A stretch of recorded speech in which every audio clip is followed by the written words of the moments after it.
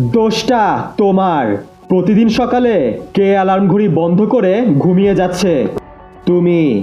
প্রতিদিন সকালে কে দেরি করে ঘুম থেকে উঠছে? তুমি।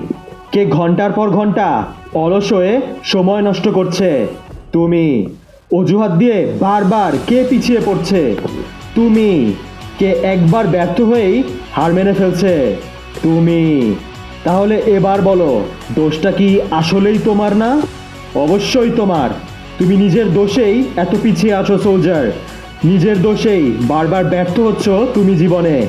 তুমি যদি অ্যালার্ম ঘড়ি বন্ধ না করে উঠে যেতে, আরামায়েশে সময় নষ্ট না করে সময়কে ব্যবহার করতে, অলসতা অজুহাত বাদ দিতে চিরতরে, তোমার জীবনটা ভিন্ন হতে পারত।